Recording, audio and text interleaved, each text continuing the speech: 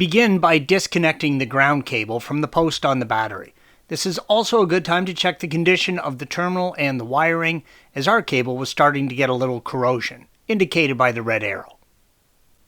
You will first need to remove the steering wheel. Please follow the link provided at the end of this video for additional assistance with that task. Next, use a stubby Phillips head screwdriver and remove the 5 screws holding the instrument cluster surround in place indicated by the red arrows. Use a longer handled Phillips head screwdriver and remove the 3 screws that you access through the vents, red arrows. Carefully remove the surround so you do not crack it. This is especially important if you have a dash cover, which our project car did.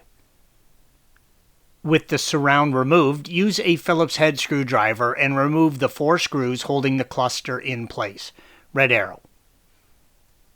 Carefully wiggle the cluster out from the dash. You will have to pull one end out to remove the wiring connection.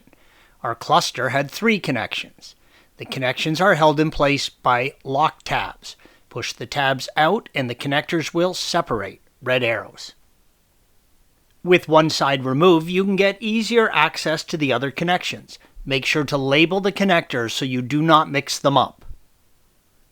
With the cluster removed, you can get access to the switch, which is located on the rear of the ignition housing inside the opening for the instrument cluster and indicated by the red arrow.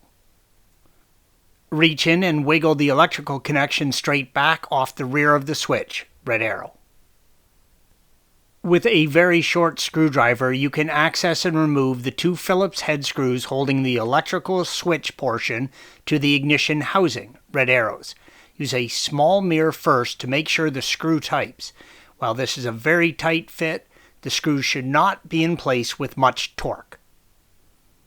With the screws removed, you can remove the switch from the housing. There is an X cutout in the rear of the switch that sits in the rear of the tumbler section, red arrow. The switch can only be installed in one position. This is accomplished by locating the pin on the rear of the switch. Installation is the reverse of removal. Thanks for watching. Be sure to subscribe to our channel and check out another video in this series.